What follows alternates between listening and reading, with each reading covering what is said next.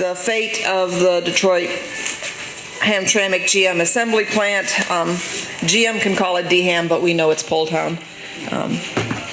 When General Motors, the Archdiocese of Detroit, the City of Detroit, and the City of Hamtramck agreed to the deal that would allow the company to acquire, under the contested and now discredited power of eminent domain in the interest of private business, when that deal allowed them to acquire hundreds of homes, businesses, churches, and other institutions, in effect uproot and demolish a living neighborhood, it was with the promise that the company was providing for the greater good, that on the soil that had been cultivated by generations of families, it would bring stability and prosperity, with the promise of thousands of good-paying jobs and that fabled ticket to the middle class. The extent to which GM lived up to that promise over the almost 40 years the plant has operated is a matter for others to dissect. The economic consequences of the loss of the Poletown neighborhood and the decapitation of the Joseph Campo Shane Street corridor is a matter for the experts to extrapolate. We, as elected officials, administrators, and residents of the City of Hamtramck, have another task in front of us: how to deal with the threatened closure of the Poletown plant, the imminent, immediately devastating effects on our city budget and services to our city, but also the future of the plant and the site itself. Yes, General Motors owns the plant and the land. But you, as Hamtramck residents, have a vital stake in what happens to that property. The decisions GM makes will affect how we live in Hamtramck, and we believe that your voices need to be heard. We're a resilient group here in Hamtramck. Some of us came from countries scattered around the world to bravely build a new life here. Some of us were born and have deep roots here. Some of us just came because this is the kind of community in which we want to live.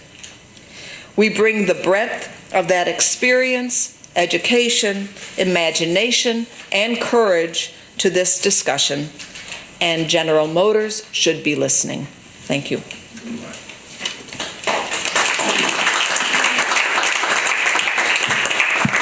I want to thank our Mayor, Majewski, who is always here for our city. Those of you that know our mayor know that there's not an event that she does not support. She is at everything, everywhere, and she is our mayor because she loves Hamtramck. So let's give her a round of applause. So the purpose of our meeting today is to hear from the community. Before we start that, I want to recognize the elected officials that are here with us today and members of their staff as well. Here in the second row, and when I call your name, please stand up and be recognized. Commissioner Martha G. Scott was our former senator. Senator Adam Hollier. Of course, our mayor, Mayor Karen Majewski. We have Councilman Ian Parada. Mayor Pro Tem Anam Mia, who will be speaking later in the program. Councilman Abu Musa.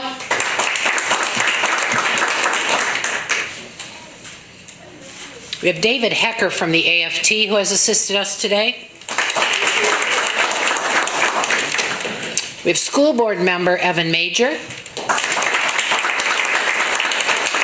We have superintendent of schools Tom Nichai.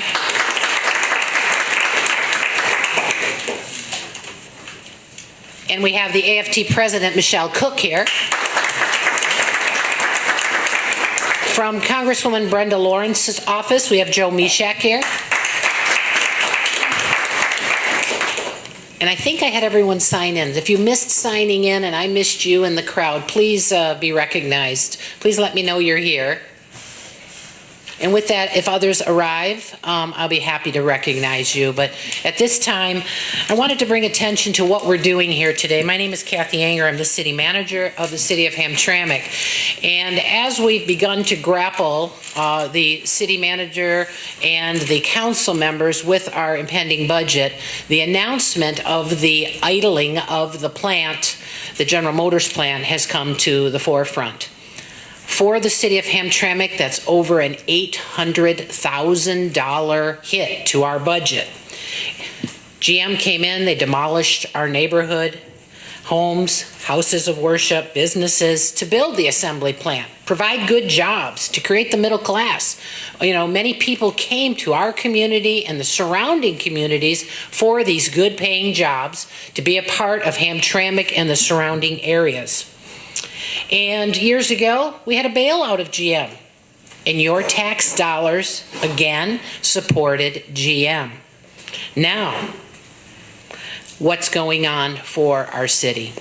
For our city, this hit to our budget is phenomenal. It's not a one-time hit of $800,000. It's year after year after year of that money.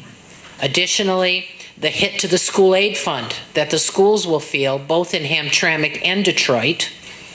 While, you know, the state aid makes up that money, that's money that is not available for other uses in schools. We're not going to be able to spread that money further, and that's the reason we have the AFT local president, the superintendent of schools, standing together with us. You know, school aid is based on a per pupil formula, but at the same time, there is a pool of money that's available to be spent, and that money gets spread around. When that pool is depleted, less money goes into our schools for the education of our children. So we're talking about jobs, we're talking about education, we're talking about employees not having what they had before in their families, bringing a paycheck home. Those things are important. But what's the other thing we're talking about? Will this plant be idled and then be a wasteland? Will it be a factory left with then the DEQ coming in and telling us we have hot spots, telling us we have contaminated ground? Will it be left to ruin, or will GM repurpose it? It's a possibility. We haven't heard that yet. We've been told it's too expensive to retool this plant. Face to face, the mayor and I sat with General Motors along with others, and they told us it's too expensive to retool. And we made $11 billion in profit. So at this point, we don't know what's going to happen there. But as a community, Hamtramck is strong. We come together when we have a problem. That's the purpose of today.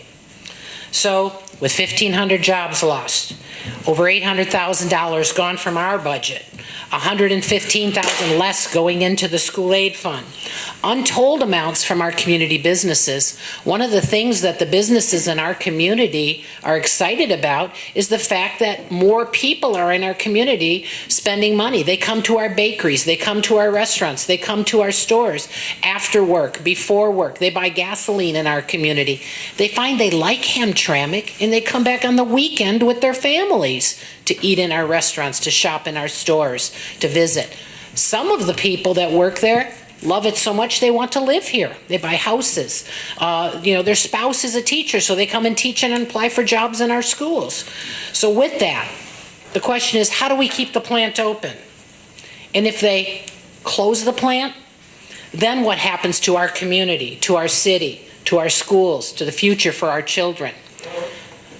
There was a handout on the table as you walked in, and I hope everyone signed in, because when we have additional meetings, I want to make sure you get invited to those meetings. So by signing in, you'll be on an email list telling us you're interested in what happens to the future of Hamtramck. There was a sheet talking about the projected fund balance, and in large part, GM is to blame for what's going to happen here. They've been the recipient of federal dollars during the bailout. They've posted record profits, and yet they're pulling out of the most impoverished community in the state of Michigan, the most diverse community in the state of Michigan, the most dense community in the state of Michigan, the community that has more two-parent families than any other city in the state of Michigan, and I would say the region as well. Why? Why are they leaving us? You know, is it because they think we won't fight back? Hamtramck, tell me if you're going to fight back on this. Yes. Indeed. Are you going to fight back on this? Yes. Okay. So together today we are going to create a list of things that we feel are important to this community and how we'd like to communicate with GM. Is anybody from GM here today? I'm going to say it again. Is anybody from GM here to represent at this meeting today? We will continue to invite GM to these meetings. I'll have a spot for Mary Barra here at the next meeting, and I hope she'll be here. If not, we'll make sure your voices are heard, and she will get the message from Hamtramckans together, our voices, about what we see as the future of GM in Hamtramck and the GM property in Hamtramck. We cannot let that property sit idle just because GM decides they don't want to be there. If they don't want to be there, then that property needs to be rehabilitated for a higher use in Hamtramck, a higher use. Now, listen, I can't tell GM what to do, but we can certainly work with them. Are we willing to work with them, Hamtramck? Yes, we're willing to work with them. Bring this property to a higher use if it's not going to be retooled to build GM cars. Now, there's a short reprieve until January. I hope that we will hear in the coming months either that plant is going to remain, they're going to retool it, they're going to continue to build the vehicles, employ, share those tax dollars with the city of Hamtramck, send money to the school aid fund. I hope that that's what they're going to do. But if they're not, they need to come to the table with us and talk about what's next. So today we want to hear your voices about the what's next. If they don't come back, then what's next? So with that, are there any elected officials that would like to say a word of greeting before we start the public input? Senator? Sure. We'll just have a brief word of greeting from any elected official that's here and wants to give a word, and then they'll move to the public comment, because that's who we want to hear from today. Your elected officials are listening, but we want to give them a moment to say a few words. All I want to say is how important it is that we continue to work together on this. When they made this announcement, there was the expectation that this plant was going idle right now, and that's not the case. So as we continue to look out, as we continue to think about what's going on, things are going to change if we make them happen, right? And so I've been in constant discussion with General Motors and with everybody from the governor to the mayor to the city manager every day, because this plant makes a huge impact on our community.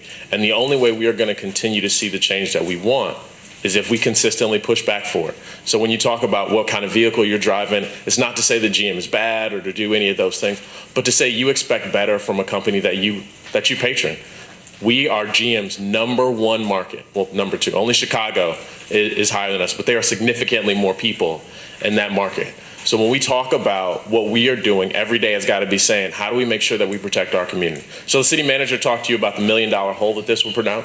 Well, first discussion I had with the new governor was talking about what that would do to our public safety officers. And so just yesterday, she announced another more than $250,000 coming to the city of Hamtramck for public safety. So there are lots of things that we should be doing and that we can do to make sure that this community is taken care of. So think about all those other things and start thinking, what do we need to do to pick up the slack? Because we have too many teachers and public safety workers and kids and students and parents who need things that the city budget is going to cover. And that's what this is all about, is making sure that our community continues to be the place you want to live, raise your family, and grow old. So, thanks.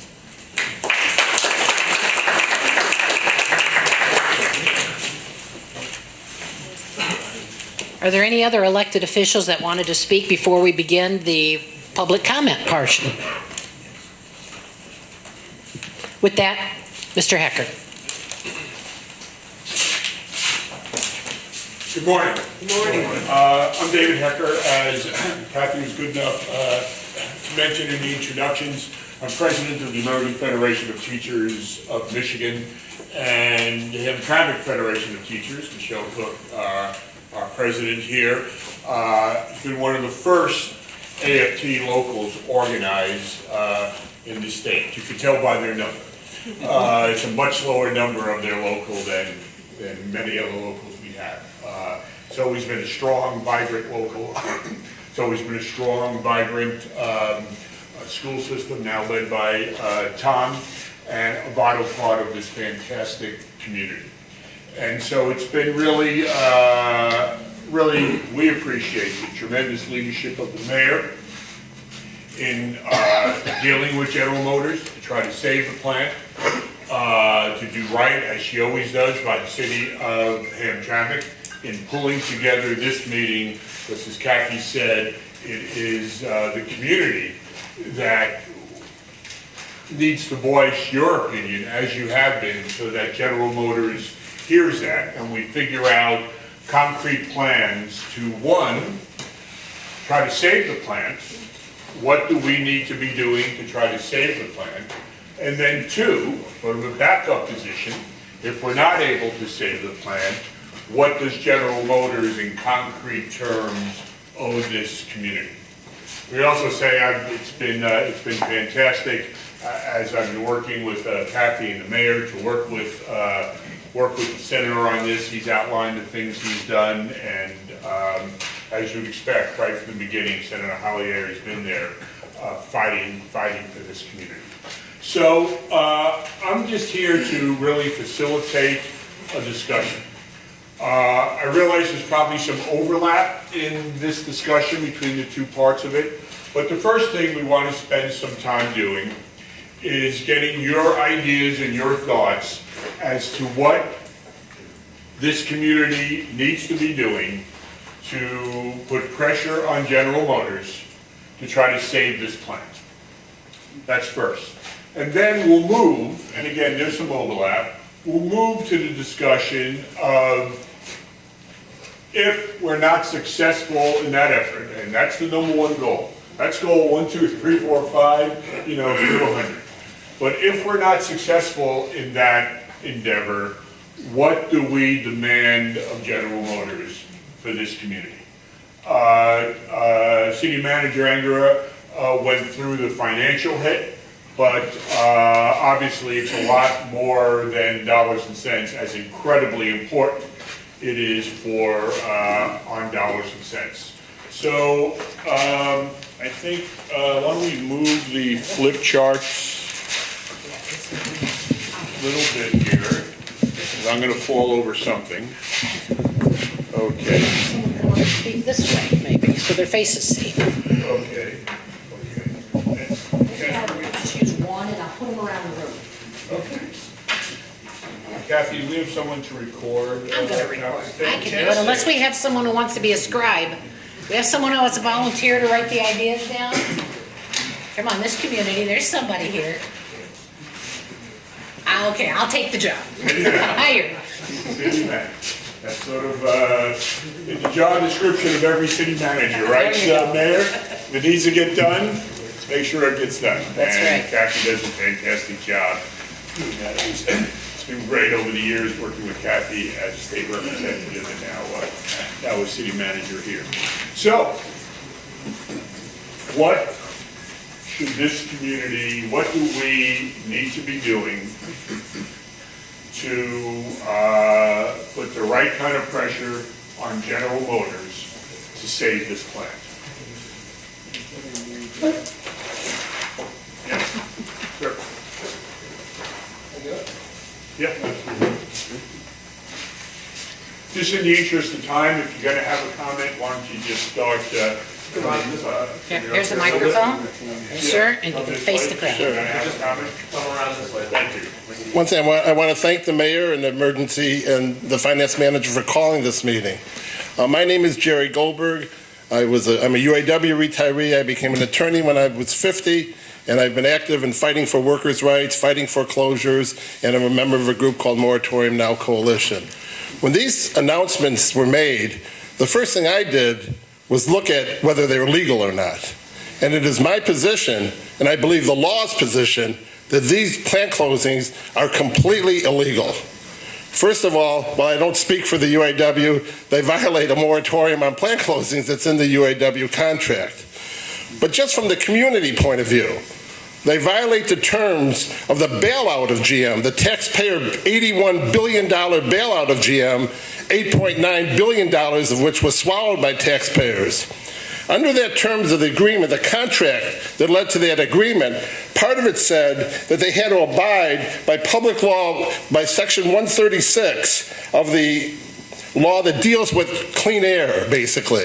In other words, they were mandated under the terms of that bailout to increase production of electric vehicles, of small car, of not gas-guzzling vehicles. What are they shutting? They're shutting the plant that builds the Volt, an electric car.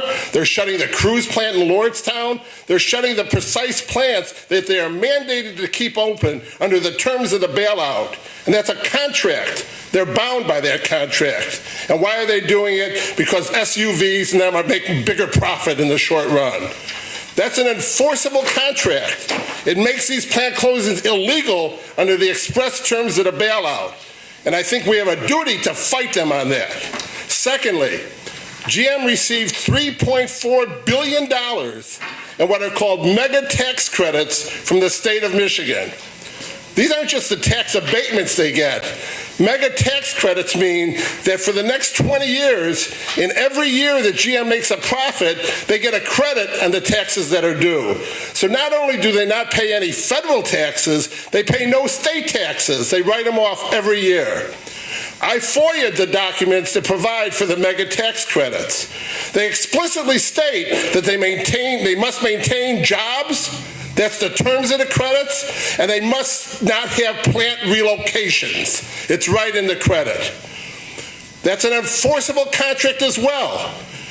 The governor should be enforcing it, should be declaring an executive order to demand that those tax credits that the terms of those credits be enforced, and if they're not going to be enforced, that GM repay that $3.4 billion to the people of Michigan, and especially to the people right here. What I'm trying to say is we need a mindset. When GM puts itself saying that begs for public funds when it's in trouble and no longer has a right to just make decisions in Wall Street based on their short-term profit. They have an obligation to live up to the terms of those public agreements. We don't just have a right to a say at the table, we have a right to enforce the terms. And I think that's the mindset we need to take. I think there needs to be a legal team to look into legal action around around the bailouts, but there also needs, more importantly, to be a public struggle. To not beg GM, to not worry, to not ask them for anything, but to demand that the illegal plant closings stop immediately. Let me just say one word on redevelopment. I'm in the process of representing workers up at the Metroplex post office. That was a GM site as well. So what did they do? They set up an environmental trust supposedly to remediate the site, and now those postal workers are suffering from health effects from methane and chemical vapors coming up every day. That's the kind of redevelopment that GM's interested in. So again, I want to say to you, let's change our mindset. We don't got to ask GM for anything. We have the upper ground here to demand that these plants stay open, to say the right of the people to the jobs, the right of our community to the funds that we produced. It must be enforced. Let's do it legally, but let's do it in the streets, and that's what I'm here to say to you today.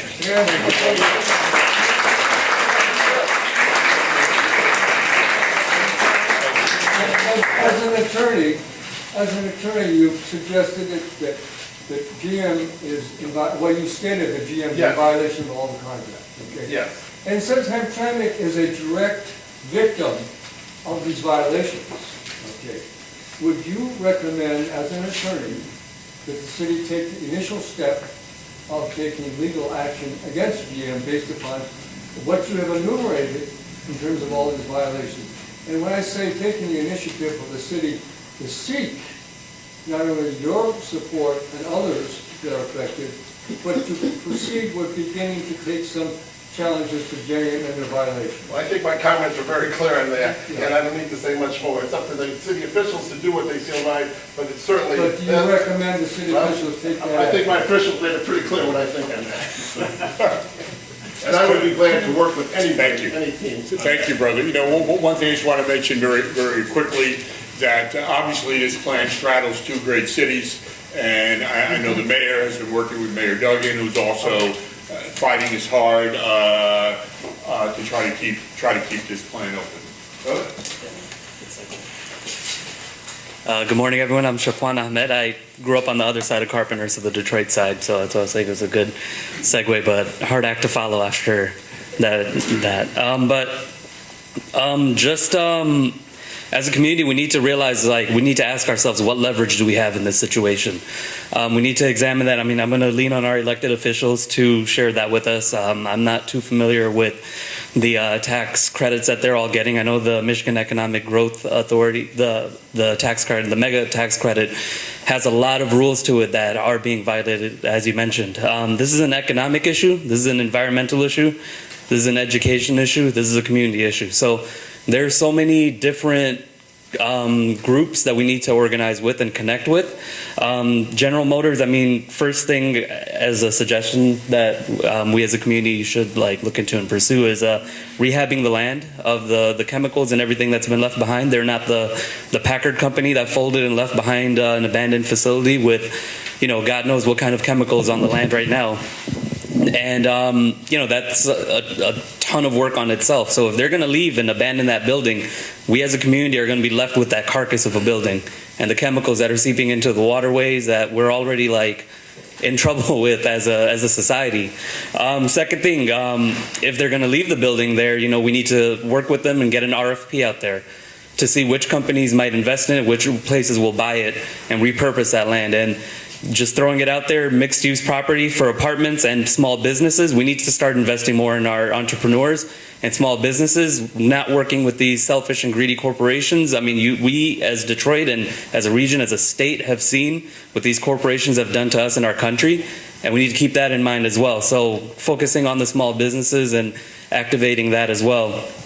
And friend Lindsay mentioned it yesterday, but I'm going to throw it out there, the natural space activation. We need to incorporate more natural space. We have so much concrete out here. I'd love to see grass and trees growing back out there if they're going to leave it, but we want them to remediate it and be held accountable for what they've done. And we need to work with the plant workers, also the ones that are being forced to relocate or are losing their jobs altogether, and organize with them as well, because they are also victims in this situation. I have a friend of mine in Indiana right now. He's there for a fellowship in Fort Wayne, but he mentioned that a plant out there has been idled. He was working in Lordstown for the city as well, and he mentioned that that's one of the factories closing, and he was able to document some of the stories from the plant workers there. And one thing, I don't know if you all have noticed, I have a marketing and PR background, and I kind of look at the news that I'm receiving differently, but in the American news media, we haven't been hearing a lot about the plant workers who have lost their jobs, that have been there 20, 30 years, that actually relocated to the city that they're working in right now with their entire families. But on the other side of the Detroit River, in Canada, CBC News has documented the impact this has had on the Canadian workforce for GM. So we need to connect with those workers as well that are losing their jobs, that have uprooted their families and came out into the middle of nowhere to work for General Motors and all of these facilities. So there's a lot of work we need to do, and we should definitely follow up after this, even after we vent all of our frustrations, and come up with an actionable plan to see what we can do and how we can hold this company accountable. Thank you.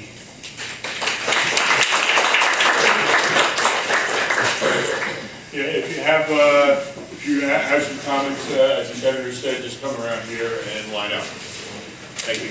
Hi, I'm Kevin Waskelis. I'm a new resident at Hamtramck. And really want to echo, there were just a lot of great ideas. And I think one of the key words now in terms of the GM plant, the word is leverage. And, I think, first we have talked about the legal leverage, and I really am curious what Attorney General Nessel's standpoint is on this. I mean, I think she's been very progressive in many of her thoughts. And I think that's, first starting the state. But I do think, given what we've read and looking into it, I think legal is something that we definitely hopefully have some control and some leverage.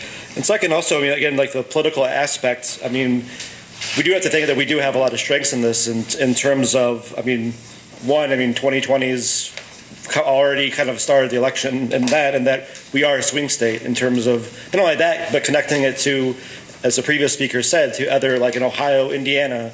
These are vitally important areas, and also not only from the presidential, but also within the congressional delegations, that if we can kind of hopefully share our stories and forge alliances across the Midwest and other affected areas, I think we're going to be much stronger. And then again, I guess the two other parts I would think of would be, again, like as in terms of the messaging, I mean, we really have to, using, social media, using other ways, is like, GM, they have a whole lot of money for public relations, they have professionals, this is what they're thinking about every day, and I think that, at the same time, we have the numbers and we have a lot of very compelling stories, and really, talking about like really what this happens to communities, because when so many people hear about this, it's very abstract. But I think that humanizing, and then, finally, I think just in terms of negotiation, it's like we do as early as we can, really kind of come up with an anchor, like this is what we want, and really set it and try to like get the debate on our side and make them respond to us, rather than we'll say, well, we'll cooperate and see what you want. But I think we really have to really be, again, we may not do it today, but it's really important in any negotiation to really to set the bounds of the argument, and then let them kind of come to us. Because again, I do think we have a lot of strength. We have a lot of strength in people, but we have the legal, political, and also the messaging. So, I really look forward to working on this, and, I really think we can, make really a positive impact, not only here, but also across the Midwest. Great.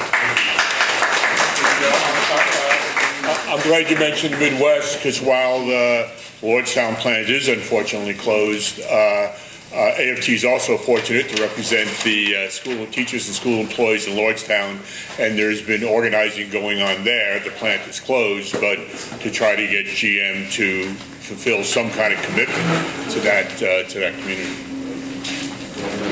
My name is Mark Corey. I'm an attorney. Some of you know me. I want to mention something as a follow-up to Mr. Goldberg. It's the first time I heard about this, apparently it may have been a collective bargaining agreement, some terms between the UAW and GM that would have protected this particular plant from closing, and therefore it could be enforced in the court of law. I don't believe that Hamtramck could enforce it under Michigan law because they're not an intended third-party beneficiary. I believe, however, that clearly the UAW, if the terms, as you say, could enforce it in a court of law. I know one time there was a plant out in Washtenaw County where there was a lawsuit based on that. Judge Shelton had it.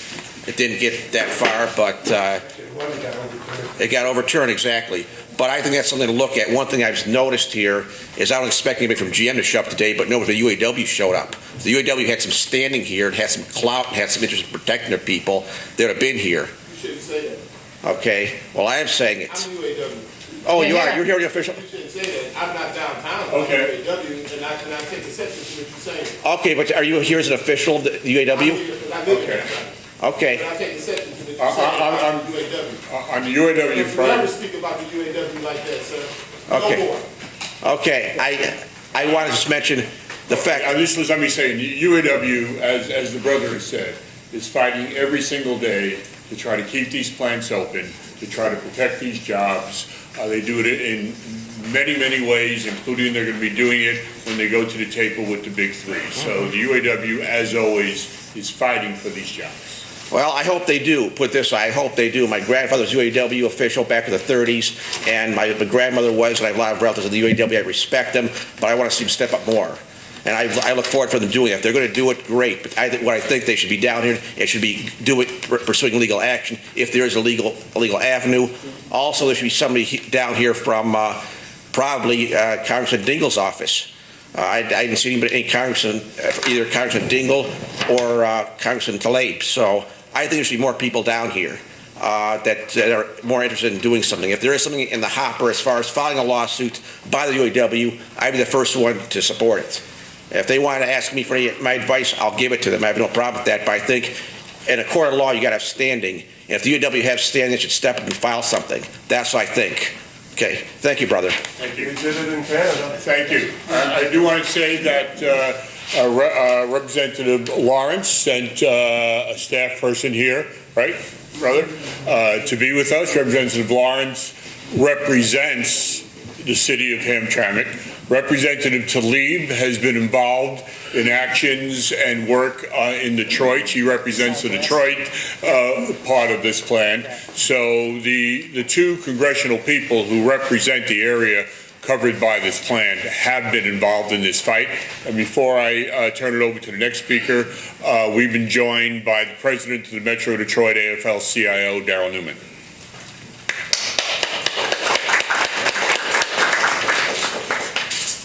Well, hello, my name is Jerry White. I'm from the Socialist Equality Party. I was also a resident of Hamtramck in the 1980s. I remember very clearly residents being burned out of their homes. I remember the shutdown of the Dodge main plant. I remember, of course, the American Axle plant, the Chevy Gear and Axle plant that was shut down. So this is only the latest in a string of crimes that have been carried out against this working class community. And of course, it's not just this community. It's hit Oshawa, it's hit Lordstown, it's hit Korea. This is a global restructuring of massive corporations. Ford is wiping out 25,000 jobs. GM just announced $11.8 billion in profits. Do you want to know where the money that they save is going to go from the cutting of your neighborhoods?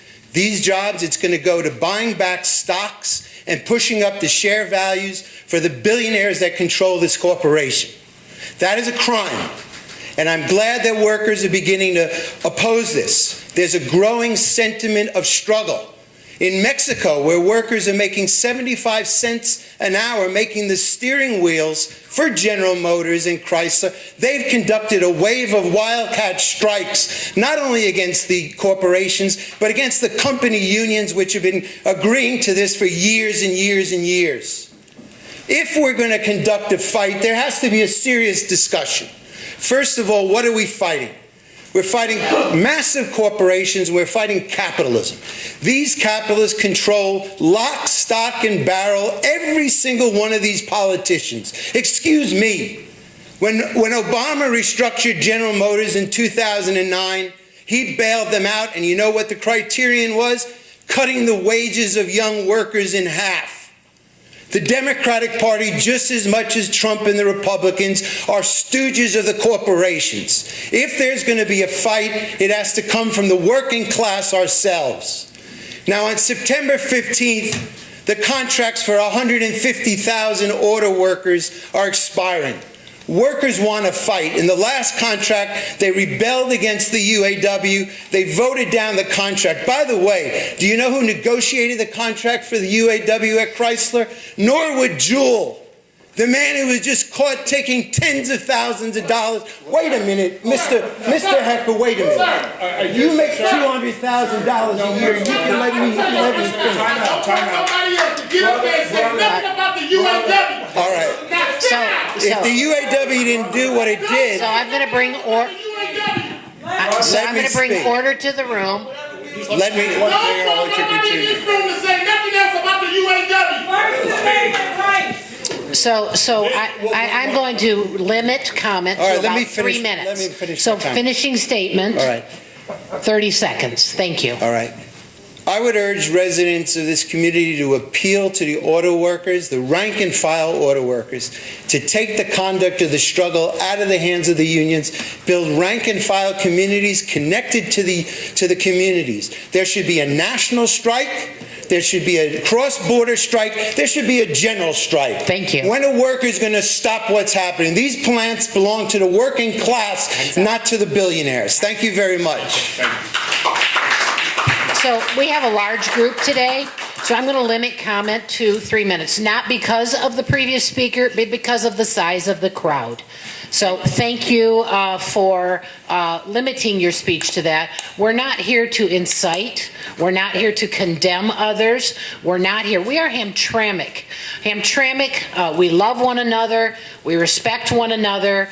We listen to one another. And that is the point of this conversation today, to listen to one another, to hear the direction of Hamtramckans. With that, David? Yes, so concrete ideas Correct. of what we should be doing to try to save this plant. Thank you. And then in a few minutes, we'll move on to what we would demand of General Motors if our efforts to save this plant do not work. So we want concrete ideas. I remember it was the mayor or it was the city manager who mentioned, inviting Mary Barra to sit right here. In Lordstown, the children of the Lordstown schools wrote her a letter asking her to come to Lordstown. Of course she didn't. But that's a concrete thing that we could do to try to save the plant. How can we organize people? This is a great showing today. How can we further organize this community and team up with our neighbors in the city of Detroit? Correct. To put pressure on General Motors. We have General Motors located a 10-minute drive from this great city. A 10-minute drive. What could we be doing to take advantage of the fact that General Motors headquarters is in downtown Detroit? Just concrete ideas about what we could be doing. Thank you. Rebecca. My name's Rebecca Savage. I'm a resident of Hamtramck. So I was doing some research yesterday, and sometimes you have to sort of follow the money, right? So there's a federal program that was put out in 2017 called Opportunity Zones. So all across the United States, the state of Michigan, or whatever state, chose a specific zone to invest in. So this Opportunity Zone around Hamtramck, I got the map yesterday. There's a square up sort of in the middle of the city. So this square in the middle of the city, I think, was chosen by someone who doesn't live here and doesn't know or understand where the needed areas are. But then I was looking at the portion that's in the Poletown plant, and it actually cuts through and gives the zone, the green areas are the zone, to the city of Detroit area and not the city of Hamtramck area of the plant. So I have a feeling that back in 2017, obviously General Motors knew they were going to do this. They planned how they were going to reuse some of the site, and what I'd ask then the city to look into is how to incorporate or redesignate the Hamtramck portion of the Opportunity Zone for the Poletown plant. Thank you. Thank you.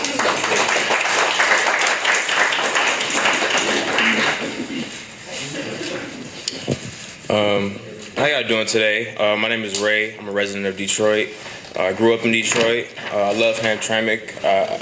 For some reason, I feel like the city is home to me. And the concrete question is, what can we do to put pressure on GM? They're closing these plants, and not only that, they're destroying our world, and they're destroying our children's futures and our grandchildren's futures. GM is a company that's been polluting our communities for years.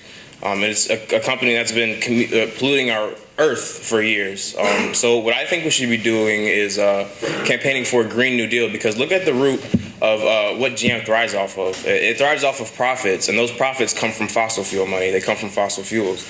Not only are they thriving off of these profits that come from fossil fuels, they're destroying our earth at the same time with these fossil fuels. So what I think we need to do is transition from fossil fuels to 100% renewable energy. And what we can do that with is a Green New Deal.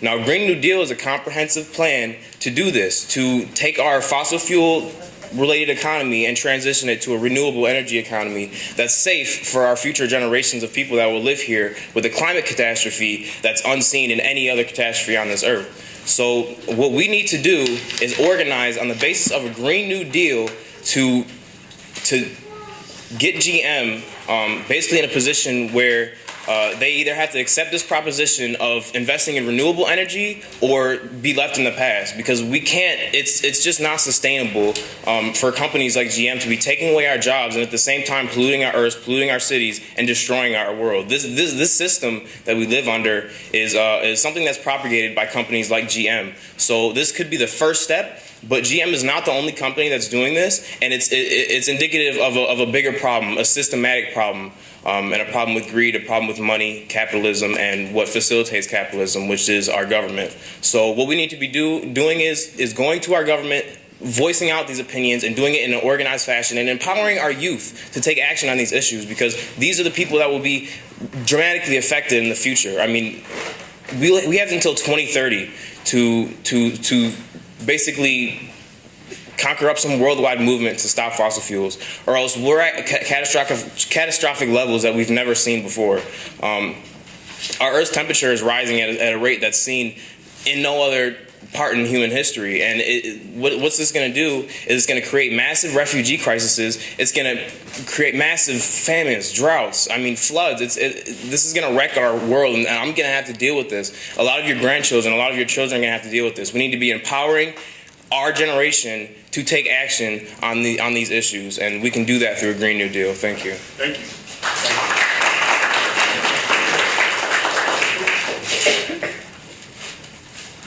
Good morning, everyone. My name is Jalila Hassan Ahmed. I am an educator. I have been an educator since 1996.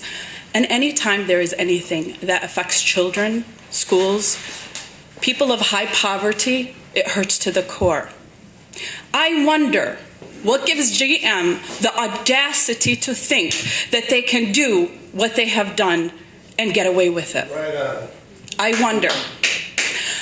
And in addition, I would like to know, is it the fact that this is a high poverty city full of immigrants? Are these the two facts that they think that they could get away with this? What can we do? Two things. Number one, expose their opportunist agenda.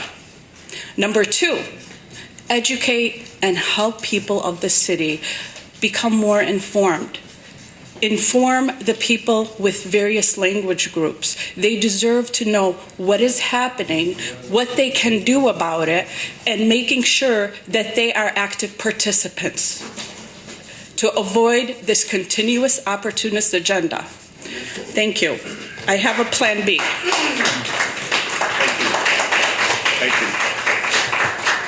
Well, and it's just a comment coming up, but just a comment. We're going to be in touch, as Kathy said, with people here, because to implement the ideas like the sister's last idea of educating everyone in this community and beyond, that takes a lot of people to do that, right? That's not just a mailing home to people. And so we're going to be in touch with people to further organize. Dan Buttrey, a resident of Hamtramck, and I think to deal with this is going to have to be a multi-front approach, because there's just it's a big problem, and I think it's going to take a lot of us in a lot of different directions. So let me speak to a couple of those directions. I heard about the law, and I appreciate that. I'm not a lawyer. But I think that's a real key thing. But one of the things that happened in the civil rights movement is you had both the NAACP working on stuff and you had people in the streets. And I think that we're going to need a combination of a legal approach as well as people power kind of approach. Second thing is that in some of the literature we have, it talks about the way that the law is set up so that it benefits tax credits and all the kind of predatory folks that are sucking the money and the resources out. For the folks from Brenda Lawrence's office, thank you to Congresswoman Lawrence. And but that could be something that could be dealt with. Is try to change some of the taxes so that it doesn't favor this kind of money-sucking approach. And so I think that that's something we got to. The reason the economics work like this is because the law is set up to make it work like this. And so we got to change some of those laws so that it supports communities.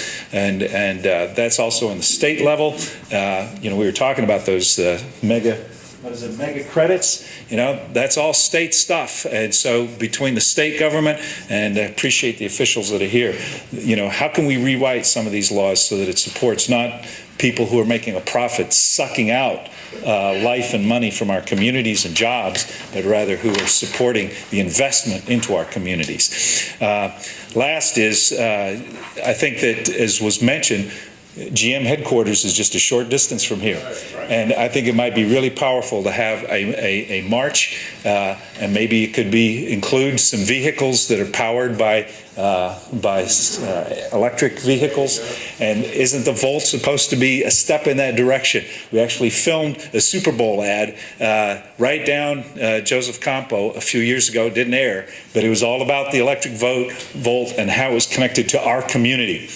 I don't know if we can get a hold of any of that footage, but that might be something that we can kind of remind them this is what they're talking about with us. But we can be real creative. Maybe we need to get a bill of what they owe us from Pole Town and the other things and put that up against with what we paid to them so that we could bail them out and say it's time now for this bill to be due. And so we can do that in a lot of different creative ways. So I think putting together, the fight at the state level and at the federal level for how the laws are, dealing with the laws, but then getting people power, and so that we can march from here, past the plant down to GM headquarters, and that can be something in Hamtramck and Detroit. We can do it together. Just let me ask you if anybody has thoughts of what we should, additional thoughts. I mean, good things put forward. As I said, these conversations merge. If anybody has additional thoughts as to what we should demand of GM if the effort to save this plan proves to be unsuccessful, hopefully it's successful. That's goal 1 through 100, as I said. But if anybody has additional thoughts of what we should demand of GM, you'll just come up here in line. Brother? I just wanted to recognize our state representative, Isaac Robinson, has joined us. Much like others in this room, Representative Robinson has been a huge part of this community for a number of years, working as staff, as his mother served this community, and now elected in his own right. Representative, I hope you come up and say a few words after this next speaker. We'll give him a minute to catch his breath. All right. My name is Bill Meyer. I live here in Hamtramck. I also was a member of the UAW for most of my life, and the AFL too I was a member of. And just think it's sort of ironic that book there that you see, Pole Town, that back in the 80s there was a fight around here to prevent General Motors from building there. A tremendous fight. And now here it is so many years later, now we're fighting to keep them there. So it's what happened in all those years? Did we change our mind or what? I'm curious. I have some questions, but first I'd like to say that I agree that we all know. I don't know if we all know this or not, but what's the bottom line for companies, for corporations? I mean, it's for profit. Profit is the bottom line. I worked for many corporations in the entertainment business. I worked sales meetings. I've been in the inside stuff. I know exactly what the psychology is of advertising. The whole purpose of corporations, the bottom line is to make a profit. Yes, they have to make a product that we want, and so they have to work with the community and the people to create something so that they can make profit and make more and more money. And the disparity of wealth is increasing in America. The richer are getting richer, the poor are getting larger, and it's not going in the right direction. So I think also we should make aware of the fact what a gentleman earlier said. We have to understand that this is a two-party thing. Republicans and Democrats have cozied up to corporations. There's no question about it. This is a corporate world, and they've all done that. I mean, they're good people, and I think they think to the benefit of this community that by working with the company, they're going to get some benefits out of it. But the bottom line is profit. And if we don't accept that, if we don't understand that, we're not going to understand what the fight is. They're not going to change. It's purely money. That's what it is. But I do have some questions before I finish, and maybe somebody can answer them here or as we continue on. Only a small portion of this land is Hamtramck. I think it's like, what, 10%, 20%, 30? Is it 30? 1/3, 2/3. 1/3, okay. So how much taxes is Detroit losing also? They're losing quite a bit, right? Those people are going to suffer too. Right. So, I mean, I live in Hamtramck, but I was born in Detroit. I live around here, but I don't like to draw borders, and I don't think we should do that. It doesn't stop at Carpenter, and then we don't care about the people on that side of Carpenter. I think there's Detroiters suffering along with us, and there's a racial difference a lot of times, and that gets in the way. We've got to overcome that issue. And I think that we also have to, the best solution here, and the previous speakers have alluded to that, we have to expand our struggle. We have to go beyond the borders of Hamtramck and just not think that this is a Hamtramck problem. We have to be willing to work with Highland Park, Everybody's affected by these cuts. It's not just this area and this city right here. We're losing taxes for sure. But like they said, anybody that's affected by our economy in America is going to be a victim of this. So we should expand our base as much as possible and get out in the street and do whatever we can, but understand that corporations are not going to do anything other than make profits. That's what it is. So if we can hit them in the wallet, that's the best way. Thank you. Thank you. And I just wanted to, as our state representatives coming up, I just wanted to recognize that our police and fire are here in the room with us. Give them a big round of applause. They take care of us every day. And make no mistake, the struggle that I spoke of at the beginning of the meeting, we are working with Mayor Duggan. We are working with other communities. We've even spoken to, of course, Warren and others that are affected outside of our immediate city. Because yes, it is a problem that has very porous borders. People live and work in different places. It's very common. As it relates to the city of Hamtramck, this over $800,000 hit to our budget, make no mistake, our police and fire budgets are over half of what our city pays out. Make no mistake, General Motors would be directly responsible for us having to reduce the size of our public safety departments. GM would be directly responsible. Those are jobs that we're talking about.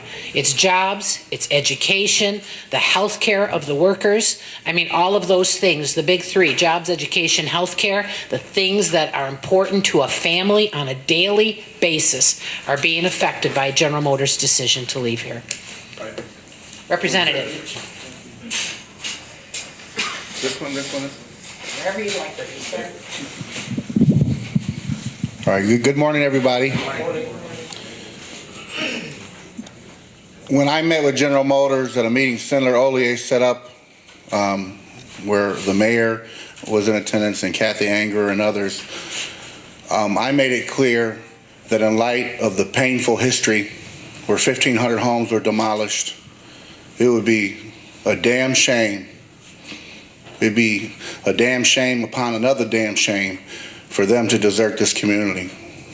1,500 homes, and not only talk about the human tragedy, but these were people that were paying property taxes to the city. Not only to just leave a hole, but a devastating hole on a human level, and it affects our police, our fire, our jobs. They tore down businesses. They tore down our precious churches. And I appreciate General Motors giving us a reprieve. That's a positive thing. And I hope whatever strategies we do, we do it in a very, very thoughtful way, working with the AFT, our teachers unions, the UAW, to make sure that we're protecting our jobs, but also protecting these revenues that fund our police and fire. These mega credits are still coming at us. I'm a member of the Tax Policy Committee. Michigan is on the hook for $6.5 million in mega credits. Over 6.5. We are on the thank you, Mr. Allen. I think that was you or somebody back there. Jerry. The state of Michigan has $6.5 billion of mega credits still that we're on the hook for.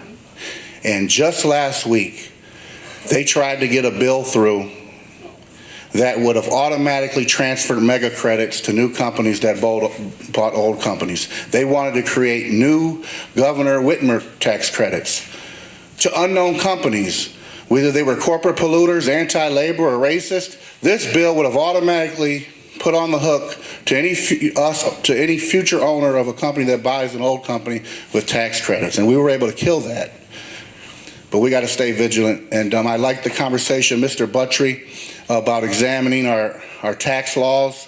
Let's go through that code and find every unfair exemption that we're given to a corporate polluter. We can go through every tax in the book, but we shouldn't just have regressive taxes that pile on more to working people. I talked to the mayor yesterday. We have to stand with Governor Whitmer and supporting her in her budget negotiations. It probably won't exactly end up like she's proposing it, but she came out very strong which would increase funding for schools, career technical education, and obviously our roads. And so we need to stand with Governor Whitmer and make sure that we have funding so our communities can survive and flourish. I just want to thank the police and fire here on a separate issue. In New Zealand, we had that horrible massacre. And I just really, really love how here in Detroit we know how to do it. We stand together as family, no matter religion, no matter ethnicity. And they were very quick to respond, the mayor's office, to the concerns from the Muslim American community about safety around mosques. So I'm just really proud to be a Detroiter, raised here, and proud to be part of the Hamtramck family. And GM, we thank you for the reprieve, but don't turn your back on Hamtramck and Detroit after what you did to us 30 years ago when you tore down 1,500 homes. It's not right. You got to be a responsible corporation. And I'm hopeful that with leader David Hecker and the UAW, AFT, and others, a coalition of labor, business, and public servants, we can get this done. Thank you. Thank you. So we're going to hear from the two people in line now, and then we'll turn it over to the Mayor Pro Tem for our next steps. Thank you. Brother.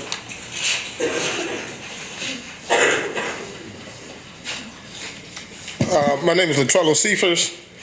I live in Hamtramck.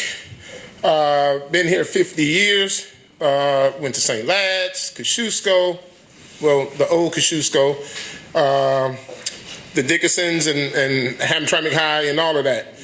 And a lot of things is going on with GM and all of that, but what I would like to know is, and when all these things come out, people say GM this, GM that, or Chrysler or Ford or whatever, how many people in this room right now are driving foreign cars? How many? How many people in this room are driving foreign cars? Don't blame people. So now, the problem is it GM? That's part of it. But for all of you that's in this room right now that are driving foreign cars, or you know somebody who's driving foreign cars, they're the problem. We talk about the superintendent is here from the Hamtramck Public Schools. And all of this goes together. How many of you send your kids or grandkids or nieces, nephews to charter schools? It's not ridiculous, young man. This is the truth. It's all a domino effect. If that plant leaves, now what is the superintendent of Hamtramck Public Schools going to do? What is the AFT director going to do? It's all connected together. People want to cry and shout, GM, GM, GM, GM, and people say, go strike, we want to strike. It's not that easy to strike. It is not that easy to strike. In order to do a strike, you have to plan for a strike at least 2 years in advance.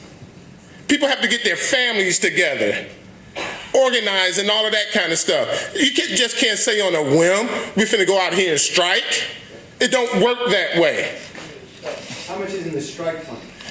You're on a different agenda, sir. And maybe I need to talk to you outside or back there in one of those back rooms. Let's not have a give and take. As other people, like brothers. So let's keep it to public comment. And I think two will go in, one to come out. Sir. Go ahead, young man. No, this is not a Q&A at this time. We're not going to do a give and take. Not at this time. Have a conversation after this. Not at this time. Have a conversation after this. Let's talk afterwards. Yeah. Public right comment. In the back. Public comment. This is not personal. It's not personal. It's never personal. It's always business. We've got 30 seconds left for this speaker. Thank you. Thank you. Is what I'm trying to get everyone in here to understand. When the American Axle strike took place, do you know how many of those individuals lost everything? Do anybody in this room know how long that strike lasted? I was out there in the cold. He was out there. He was out there. I didn't even work for American Axle, but I was out there. So let's start buying American cars. And just because it has that GM or Ford or Chrysler nameplate on it, it doesn't mean it's American because it's made in Mexico or somewhere else. Thank you. Thank you. This is our last speaker. We have two more? Okay, two more. 3 minutes, please. Good morning. My name is Michelle Cook. I'm the president of the Hamtramck Federation of Teachers. And I want to start off by saying that my father worked for GM. He retired from GM, and he worked for a good deal of time in the Chevrolet gear and axle plant. I remember when that plant was sold, and my father had to change work locations. And it makes me think about all of the workers that are at that Poletown plant who won't be spending their dollars in this community because they'll be in some far-flung location having their lunches there. And so as a teacher, I know that this will impact our students. When their father or mother's small business is not being frequented, when those dollars are going somewhere else, this is apart from the tax monies that will be lost. To speak to the tax monies, just to be clear about how it will impact the schools in particular, we have some millages that are impacted by that. The school recreation fund will lose $19,800 per year every year. The school sinking fund that helps us to repair our buildings that were built a long time ago and need repairs and need updates will be losing $18,035 per year each and every year going forward for those things. So I believe that, again, Agenda 1 through 100 is keeping the GM plant open. But if they do go, they do owe us something for all of this. They shouldn't leave us in the lurch. I propose that they do something to help the community. And one thing that they could do is to have like a Hamtramck Promise Fund that could help our young people go to college and further their education.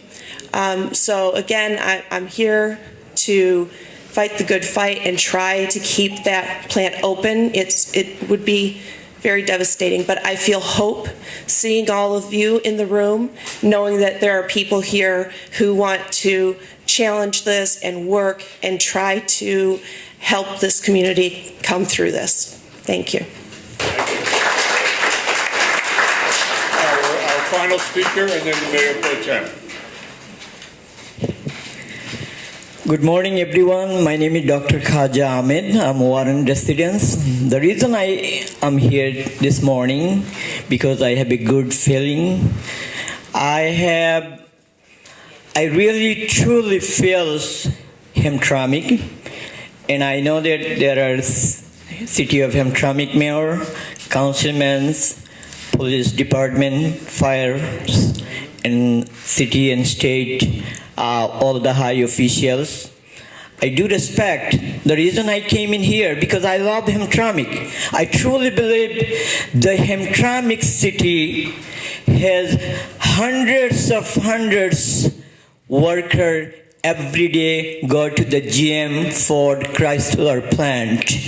I do understand that Hamtramck city is the immigrant land than any other city.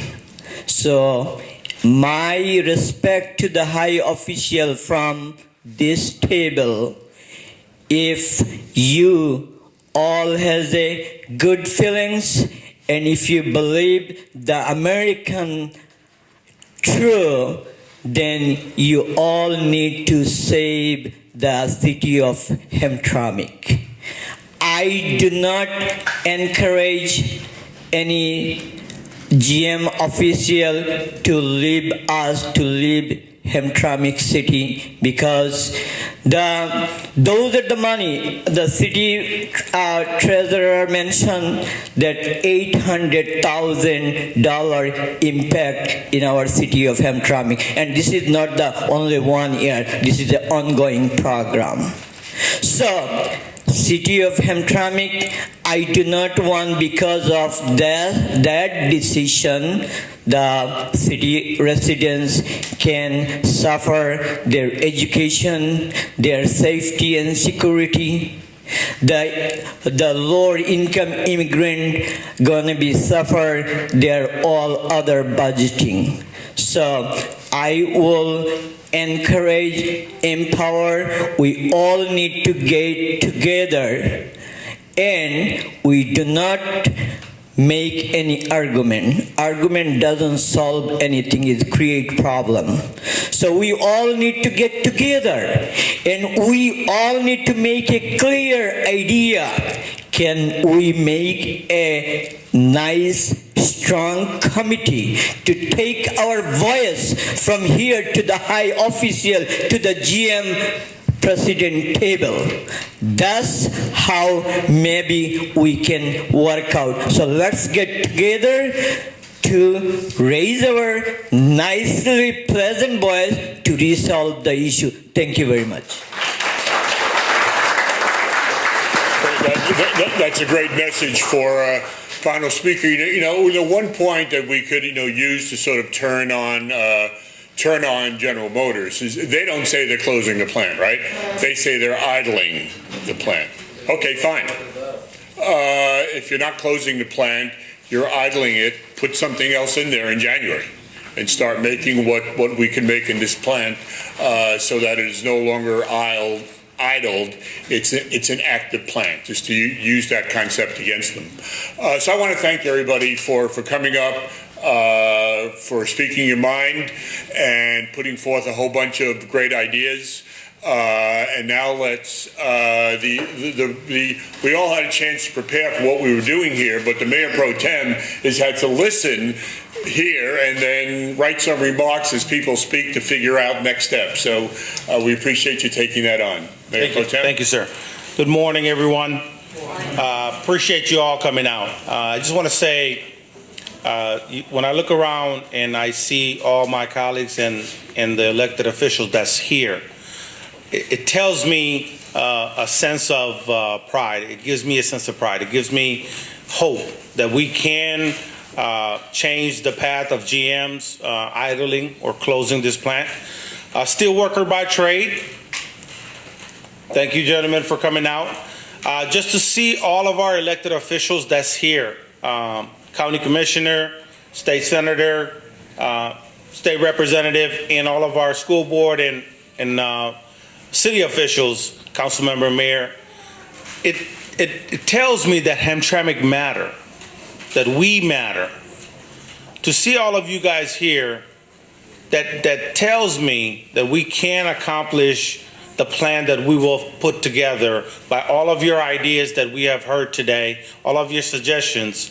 We'll take all those into consideration, and I will hope that our elected officials that's here will sit down with us, city officials, school board, and we'll create a working plan that we can take into action going into the next few months to make sure that GM understands the impact that they're going to be having, not only to the workers. Each one of those workers support a family. And we need to make sure that GM understands that they're not just losing or closing or idling, 1,500 jobs. They're affecting 1,500 homes, families, kids that's going to be affected by their decision to abandon what they have always come out and said, oh, we want to improve. We just recently renovated that building, GM did, and we approved that renovation. We were in the hopes of they were going to build some more electric vehicles and the batteries that was going to be operating those vehicles. We didn't think twice about approving that expansion of that building.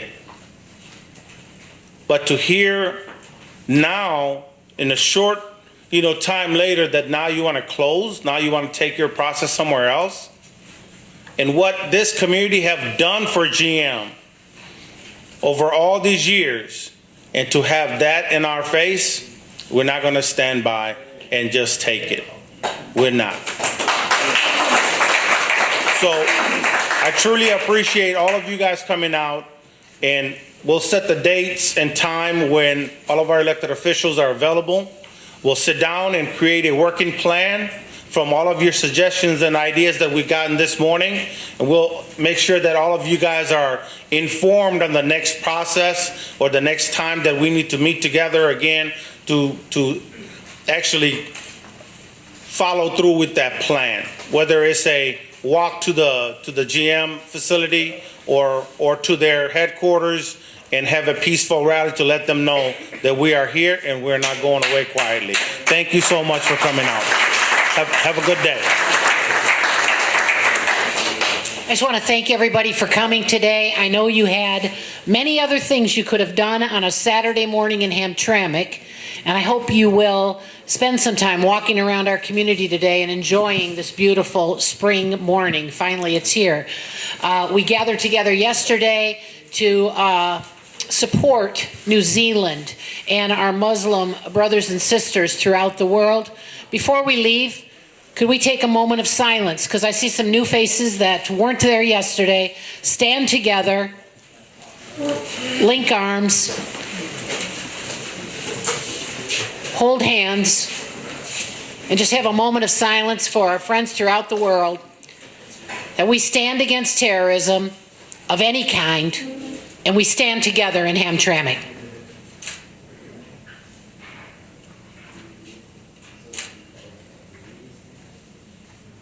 Thank you all. Safe travels home. Where